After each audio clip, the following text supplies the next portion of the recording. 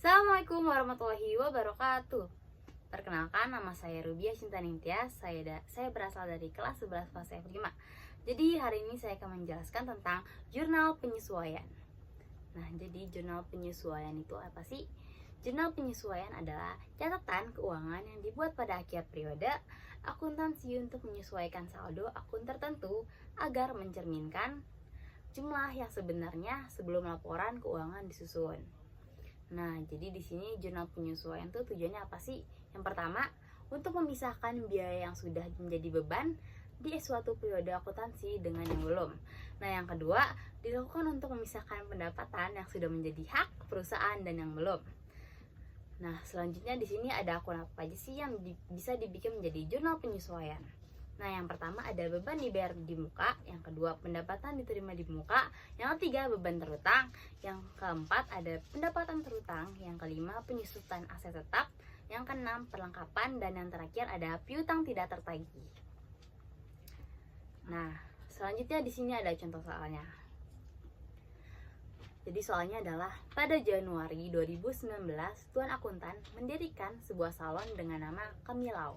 Pada periode Januari 2019, terdapat data penyesuaian sebagai berikut.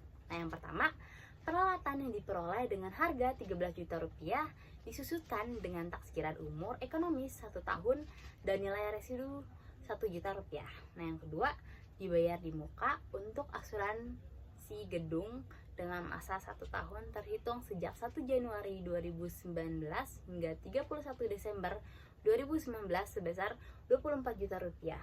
Penyusutan dicatat dengan pendekatan harta, yaitu neraca. Nah, yang ketiga ada perlengkapan salon pada neraca saldo awal Januari 2019 adalah sebesar 6 juta. Sedangkan pada 31 Januari 2019 perlengkapan tersisa 1 juta rupiah.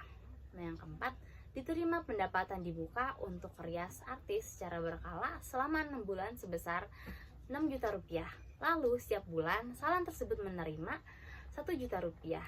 Pendapatan tersebut dicatat menggunakan pendekatan harta, yaitu neraca.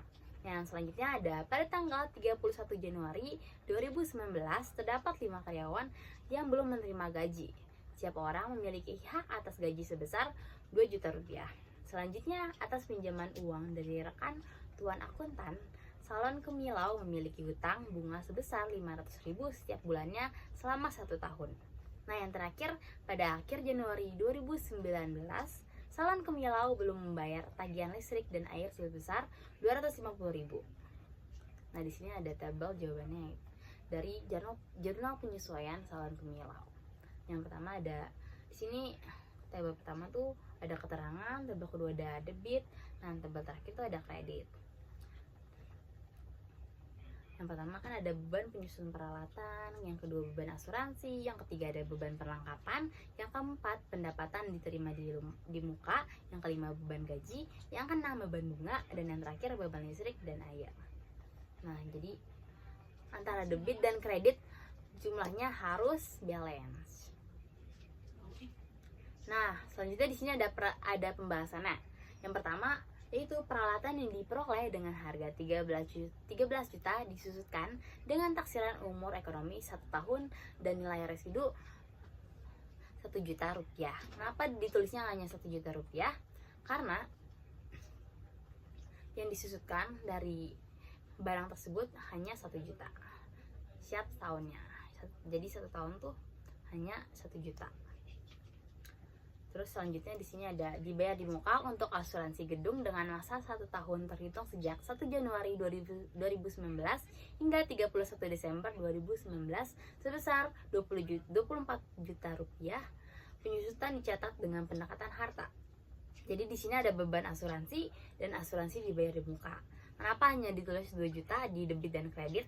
Karena dari 1 Januari sampai 31 Desember tuh udah termasuk setahun.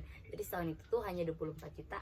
Sedangkan 1 tahun ada 12 bulan. Jadi 24 bagi 12. Jadi yang hanya ditulis adalah 2 juta saja di debit dan di kredit. Nah, selanjutnya ada perlengkapan salon pada neraca saldo awal Januari 2019 adalah sebesar 6 juta. Sedangkan pada 31 Januari 2019 perlengkapan tersisa 1 juta rupiah. Nah, ditulis jadinya ada beban perlengkapan dan perlengkapan. Apa hanya ditulis 5 juta? Karena selama sebulan kan yang ada saldonya ada 6 juta, tapi yang kepake hanya 5 juta.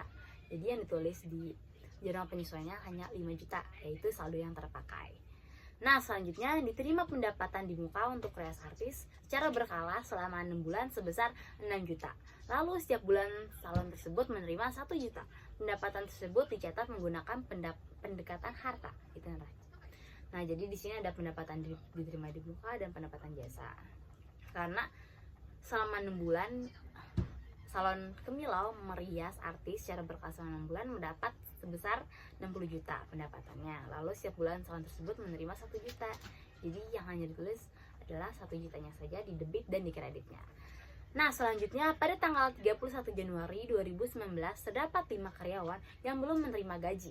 Setiap orang memiliki hak atas gaji sebesar 2 juta rupiah. Kenapa ditulis 10 juta di beban gaji dan hutang gaji? Karena ada 5 karyawan. Nah, setiap karyawan memiliki hak atas gaji sebesar 22 juta rupiah. Jadi ditulis di debit dan kreditnya adalah 10 juta.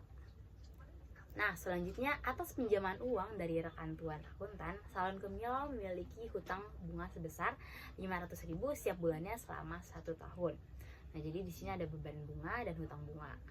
Ditulis ya 500.000 di debit dan di kredit. Nah, yang terakhir yaitu pada akhir Januari 2019 salon Kemilau belum membayar tagihan listrik dan air sebesar 250.000. Jadi di jurnal penyesuaiannya tetap ditulis 250.000, yaitu beban listrik dan air listrik, hutang listrik dan air. Nah, jadi totalnya harus balance, yaitu 19.750.000 di debit dan di kredit. Sekian dari saya, mohon maaf apabila ada kesalahan atau kekurangan dalam penyampaian. Terima kasih. Wassalamualaikum warahmatullahi wabarakatuh.